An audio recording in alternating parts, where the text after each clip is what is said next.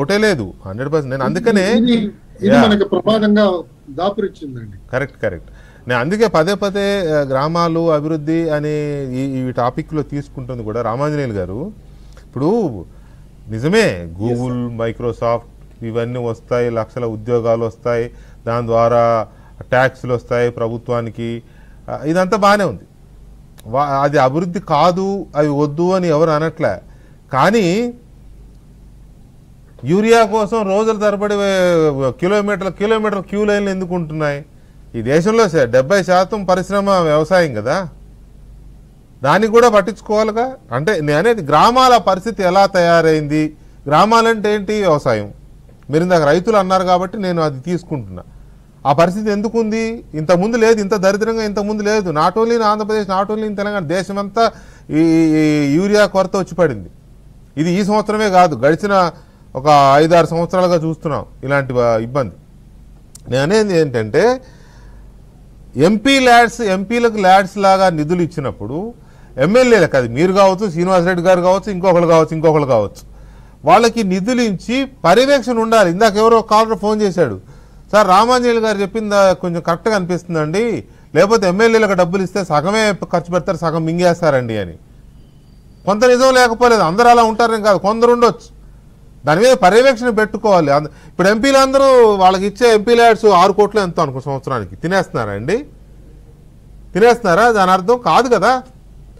కలెక్టర్ల పర్యవేక్షణ ఉంది కదా. ఎంపీ ల్యాడ్ ఖర్చు పెట్టాలంటే కలెక్టర్ ఆమోద ముద్ర ఉండాలి, మీకు తెలుసు బాగా. సో ఇలాంటి సిచ్యువేషన్లో ఎందుకు అది చేయలేకపోతున్నాయి ప్రభుత్వాలు? అంతకు ముందున్న దాన్ని ఎందుకు డిస్కంటిన్యూ చేశాయి? వెంకటకృష్ణ గారు, ఇప్పుడు మన బడ్జెట్ అలొకేషన్ అనేటువంటిది మనకు ఖచ్చితంగా గ్రామీణ ప్రాంతాలకి, తర్వాత రాష్ట్ర అభివృద్ధి యూనిట్గా జరగాల్సినటువంటి పనుల గురించి బడ్జెట్ అలొకేషన్ జరుగుతుంది.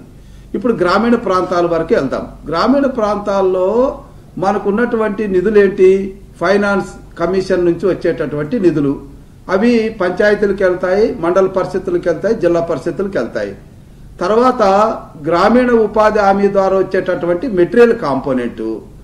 అదేవిధంగా ఇక్కడ మనకు ఎక్స్టర్నల్ ఎయిడెడ్ ఫండ్స్, ఇప్పుడు సెంట్రల్ స్పాన్సర్డ్ స్కీమ్స్ ఉన్నాయి. 2 స్కీములు చెప్తాను. గ్రామీణ సడక్ యోజన, రోడ్లు వేసుకోవడానికి, అదేవిధంగా కేంద్ర జల్ మిషన్, మంచినీళ్లు ఇంటింటికి ఇవ్వడానికి, ఇలాంటి సెంట్రల్ స్పాన్సర్డ్ స్కీమ్స్ ఉన్నాయి. వీటిని సమృద్ధిగా ఉపయోగించుకునేటటువంటి ముఖ్యమంత్రి ఉన్నప్పుడు, ప్రభుత్వం యొక్క విధానం ఉన్నప్పుడు గ్రామీణ ప్రాంతాల్లో ఇబ్బందులు ఉండవు. ఇప్పుడు శ్రీనివాసరెడ్డి గారికి కలిగిన అభిప్రాయం కానీ, మా గురువు సుబ్రహ్మణ్యం గారికి కలిగిన అభిప్రాయం కానీ ఎందుకు వచ్చిందంటే 2019-24 మధ్యన ఒక్కసారి చూద్దాం. పంచాయతీ నిధులు ఏవైతే ఫైనాన్స్ కమిషన్, నీతి ఆయోగ్ ద్వారా వచ్చినాయో అవన్నీ దారి మళ్లించారు. సారీ టు సే, రీసెంట్ గా మీరు కూడా దారి మళ్లించారు.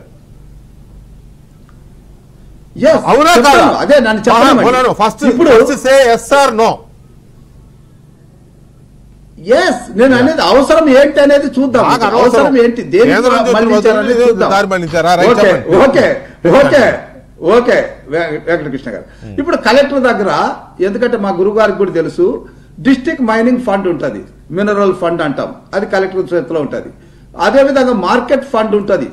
ఇవన్నిటిని కూడా 2019-24 మధ్యన సిఎఫ్ఎంఎస్ సిస్టమ్ తీసుకెళ్లిపోయి అసలు పర్పస్ గ్రామీణ ప్రాంతాల్లో అవసరమైనటువంటి మౌలిక కనీసం, ఇప్పుడు మా శ్రీనివాసరెడ్డి గారు చెప్పారు, చెరువు గండి పడితే చేయలేనటువంటి పరిస్థితి కలెక్టర్కి ఆనాడు కలిగింది. కానీ ఈనాడు ఆ పరిస్థితి లేదు. ఎందుకంటే పంచాయతీలకు నిధులు వస్తున్నాయి, మరి అదేవిధంగా ఆయా డిపార్ట్మెంట్లకు నిధులు వస్తున్నాయి. ఈరోజు మాకు 5 ఏళ్లలో నిర్లక్ష్యానికి గురైనటువంటి పంట కాలువల్లో పూడిక తీసేయగలుగుతున్నాం, చివరి భూమి వరకు కూడా నీళ్లు ఇవ్వగలుగుతున్నాం. గుంతలమయమైనటువంటి రోడ్లను ఒక మారు గుంతలు లేకుండా చేశాము. మళ్ళీ ఇప్పుడు 400 కోట్ల రూపాయలు ఇచ్చి మళ్ళీ ఈ వర్షాల వల్ల పాడైపోయిన రోడ్లని మళ్ళా పునర్నిర్మాణం చేస్తున్నాం. కాబట్టి ఇదంతా కూడా ఒక ముఖ్యమంత్రి యొక్క ఆలోచన విధానం, ఒక ముఖ్యమంత్రి పనిచేసే విధానాన్ని బట్టి ఇలాంటి పరిస్థితులు ఉంటాయి. కానీ నా పాయింట్ ఆఫ్ వ్యూలో ఏంటంటే మనకు ఇతిమిద్దంగా ప్రభుత్వ విధానాలు ఉన్నాయి. గ్రామీణ ప్రాంతాలకు అవసరమైనటువంటి నిధులు వాటికి వదిలేస్తే చక్కగా అవి పని చేసుకుంటాయి. ఈరోజు మా శ్రీనివాస్ రెడ్డి గారు చెప్పారు. అది మరి అక్కడ పరిస్థితి ఏంటో కానీ ఈరోజు మా ఆంధ్రప్రదేశ్కి తీసుకుందాం. 2014-19 మధ్య వేసిన సిమెంట్ రోడ్లు పుణ్యాన ఈరోజు ఏ గ్రామానికి వెళ్ళినా సిమెంట్ రోడ్లు దర్శనమిస్తాయి. అదేవిధంగా ఆ రోజు నారా లోకేష్ బాబు గారు తీసుకున్న నిర్ణయం వల్ల అన్ని డ్రైన్లకి ఈరోజు సిమెంట్ కాంక్రీట్లు వేసుకున్నాం. అదేవిధంగా పాఠశాల కాంపౌండ్ వాళ్ళు పెట్టుకున్నాం. ఆ రోజు నరేగా డబ్బులతో కన్వర్జెన్స్ తీసుకున్నామండి. ఆ రోజు 22 డిపార్ట్మెంట్లు కన్వర్జెన్స్ ద్వారా దాదాపుగా 10,000 కోట్ల రూపాయలు ఖర్చు పెట్టాము. మౌలిక వసతులు గ్రామీణ ప్రాంతాల్లో పాఠశాల కాంపౌండ్ వాళ్ళు కట్టుకున్నాము, పాఠశాలలో టాయిలెట్లు నిర్మించుకున్నాము. సో ఇవన్నీ పాత స్థలాలు కూడా అభివృద్ధి చేసుకున్నాము. కాబట్టి ఇక్కడ ఒక ప్రాంతంలో జరిగినటువంటి దాన్ని మరొక ప్రాంతం మీద రుద్దడం అనేటువంటిది సబబు కాదు. ఇక్కడున్న పరిస్థితులు వేరు. అయితే ఇక్కడ ఒక విషయము, ఐఎమ్ సారీ, యూఆర్ మిస్టేకెన్. ఇక్కడ కంపారిజన్ లేకపోతే తెలంగాణలో జరిగిన తప్పిదాలను ఏపీ మీద రుద్దడము, ఏపీలో జరిగే తప్పిదాలను తెలంగాణ మీద రుద్దడం ఇది కాదండి. ఏపీలో ఏం జరుగుతుందనే దానికి మీరు చెప్తారు ఎమ్మెల్యేగా, తెలంగాణలో ఏం జరుగుతుందని చెప్పడానికి ఆయన ఉన్నారు. మధ్యవర్తిగానో పెద్ద మనిషిగానో మీ అందరినీ చూసినోడు కాబట్టి ఆయన ఉన్నారు, సుబ్రహ్మణ్యం గారు ఉన్నారు. ఇక మా పని అందరి గురించి తెలుసు కాబట్టి మేము ఉన్నాం. సో ఇక్కడ పాయింట్ ఏంటంటే కొద్దిగా గొప్ప 2 ప్రభుత్వాలు 10 లక్షల కోట్లు దాటించాయి, అప్పులు దాటాయి కదా. జగన్మోహన్ రెడ్డి ఉన్నప్పుడే 10 లక్షల గొంతు చించుకున్నారు మీరు, తెలుగుదేశం పార్టీ. మీరు వచ్చాక ఇంకో 2 లక్షలు 2.5 లక్షలు మీరు చేశారు. ఇక్కడ వీళ్ళు తక్కువ తినలా, వీళ్ళు 10 లక్షలు టచ్ చేశారు దాన్ని, రైట్. ఇంత చేసి ఈ సంక్షేమము, ఈ పెన్షన్లు, ఈ బస్సులు, ఇవి అవి తప్ప ఓ చెరువు లేదు, ఓ రోడ్డు లేదు, మన్ను లేదు, మశానం లేదు తెలంగాణలో. మీరు కొద్దిగా ఏదో రోడ్లు ఏదో కొంచెం పాలిష్ చేసినట్టున్నారులే, కొద్దిగా పాలిష్ చేశారు. బట్ ఒక ఉద్యమంలాగా జరిగిన సిమెంట్ రోడ్లు, బీటీ రోడ్లు, టాయిలెట్లు అవి లేవు. ఇది తప్పింది, గతి తప్పింది. అది ఇది మనం ఒప్పుకొని తీరాల్సిన వాస్తవం కాదా? అక్కడ కూడా ఇంకా రోడ్లు ఇంకా చాలా చేయాలండి, చాలా చేయాలి. అందుకనే పాలిష్ చేశారన్నా. నిన్ననే నేను పర్యటన చేసి వచ్చాను అక్కడ. ఇప్పుడు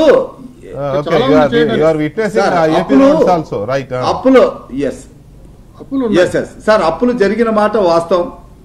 అప్పులు ఇప్పుడు 10 లక్షల కోట్ల అప్పు తీసుకొచ్చినటువంటి గత ప్రభుత్వం పోలవరాన్ని ఒక ఇంచు కూడా ముందుకు కదిలించలే, రాజధానిని 3 ముక్కలతో నాశనం చేసింది. ఈ రోజు మేము అప్పు చేశాము. ఎందుకు చేశాము? పోలవరాన్ని ముందుకు తీసుకెళ్తున్నాం, రాజధాని నిర్మాణం జరుగుతుంది, రోడ్లు గుంతలమయం ఉన్నటువంటి రోడ్లను బాగు చేస్తున్నాము, గ్రామీణ మౌలిక వసతులు కల్పిస్తున్నాము. ఈరోజు పంచాయతీలకి ఈ 15 నెలల్లోనే దాదాపుగా 4,000 కోట్ల రూపాయలు పంచాయతీలకు ఇవ్వడం జరిగింది. If you don't mind Ramanjaneyulu గారు, 96 నుంచి 2004 మేలో ఎలక్షన్స్ జరిగాయి కదా. ఓకే, 2004 వరకు మీరు బహుశా కలెక్టర్గా ఉండి ఉంటారా? ఎక్కడున్నారో ఇప్పుడు? జాయింట్ కలెక్టర్ వెస్ట్ గోదావరి ఉన్నాను. వెస్ట్ గోదావరి కలెక్టర్ ఉన్నారు. జాయింట్ కలెక్టర్ వెస్ట్ గోదావరి ఉన్నారు. జేసీ వెస్ట్ గోదావరి ఉన్నారు కదా, మీకు బాగా తెలుస్తున్నారు. చంద్రబాబు నాయుడు గారు అప్పుడు ఒక ఉద్యమం లాగా, నేను ఇందాక చెప్పినట్టుగా ప్రతి విలేజ్ కి బీటీ రోడ్, ప్రతి విలేజ్ కి, మేజర్ పంచాయతీలు అయితే సిమెంట్లు, రూరల్ అయితే ప్రతి విలేజ్ కి బీటీ వేసారా లేదా? అప్పుడు ఒక మూవ్మెంట్ లాగా జరిగింది కదా. ఇప్పుడు లేదే, ఇప్పుడు ఆ స్పిరిట్ లేదు, ఇప్పుడు ఆ మూవ్మెంట్ లేదు, అడిగిన వాళ్ళు లేడు, అడిగేవాళ్ళు లేడు, పట్టించుకునేవాడు లేదు, దిక్కు లేదు, దివాణం లేదు. The point is that